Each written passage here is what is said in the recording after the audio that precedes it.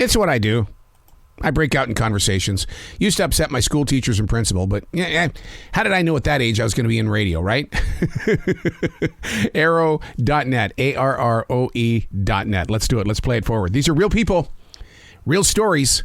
Episode number 440 is with author and actress Melissa Gilbert. Good morning. I'm doing great. How are you doing? Absolutely fantastic. Got to ask you a question about the flow of the book, only because I'm a daily writer. It feels like that you just let us inside your daily journals. There's so much incredible information, emotion. Everything about this book is like a picture of today.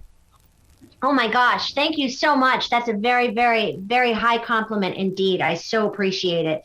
I set about writing this memoir sort of that way. I wanted it to be relatable and accessible, and I just wanted it to be me. It was such a profound, the last 12 years have been profound and full of change, but the last 2 to 3 really have been something else, as we've all experienced between the pandemic and then that summer of the racial reckoning and the social awakening and isolation and lockdown and trying to find our way through. And now here we are and dealing with all of the stuff that's going on around us at all times. I wanted to share what it was like for me, especially, and my husband and our family. And I wanted people to know that they're not alone in any of it, in anything they go through. There's always someone who's been there. And we have to remember that now as we're coming back out and reaching back out to each other, how to be human and how to be loving and how to have community and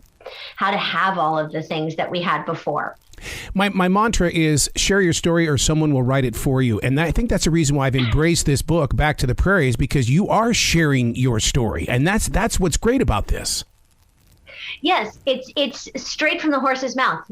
It is 100% from me, and it's about my life and my experiences, none of which are unique to me. Ultimately, by the way, we've all been through loss. We've all been through change. We're all aging. It's a collective, universal experience, and I just wanted to share that with people. Well, it also showcases how real you are, because I mean, you've got things in here. When what you're looking for is real love, then what you see is what you get. That's a very touching chapter, because you really do open up and say, "Oh my God, she's just one of us."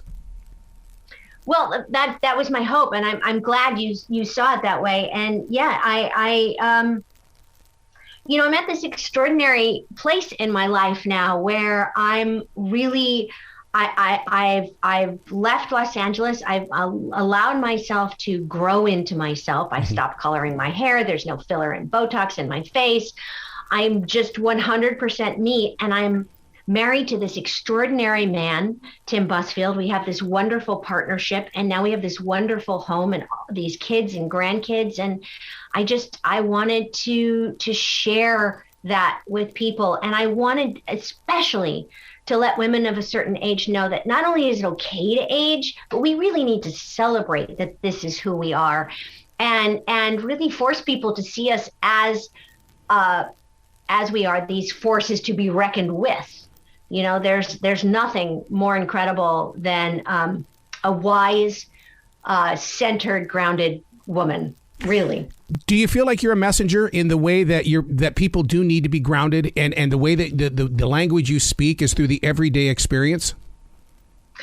I don't know about being a messenger. That seems like a lot of responsibility. How about just another human being out there sharing my experience and hoping that other people will find it meaningful and will share their experience back. I actually created a lifestyle line that goes with the book, which people can find at www.modernprairie.com, which is exactly a place where we can come together to share these experiences.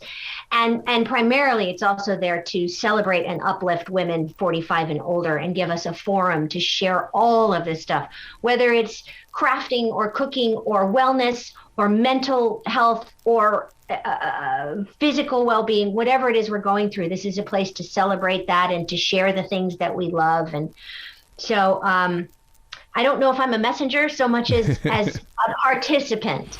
Well, I hope it inspires, especially women as well as men, to start writing their story down. And the reason why I say that is because I don't know my mother's full story. And I'm not ever going to get to know because we lost her this year. But with you, I mean, this is something, you dedicated this book to your grandchildren. So therefore, I know they're going to carry it forward to their grandchildren. I certainly hope so. And, I'm so sorry to hear about your mother's passing. We lost my grandmother a couple years ago at 101. And one of the things that I really wanted to do before she passed was to tape record her telling some of her stories. And I didn't get around to doing that. And now I'm determined to do that with my mother, who is 86 at this point, and because I want those stories to be put away. For posterity to share with my kids and grandkids and their kids and their kids, so they know their origin stories. And I hope this book will provide them with a bit of an origin story about me. Did you get to answer a lot of your questions in, let's say, even the chapter Ask Me in the Morning? Because, I mean, there's some honest-to-God questions here that I know that are going to transfer into the eyes and hearts of your readers. Because, I mean, it's, human skills are a big thing, but you put it out there. Yeah, there are a lot of Ask Me Again in the Morning was actually about my marriage proposal from Tim, which is, to be specific. But there are a lot of I questioned a great deal during lockdown, and especially the summer following, when everyone was out protesting and we were watching this sort of racial reckoning and social awakening in the country. I really spent a lot of time reflecting on what my part was, what I could be better at, what I could do better, and how lucky I really, really am, and how privileged I am. I have 4 sons, and I never had to sit down and tell them how to handle a traffic stop.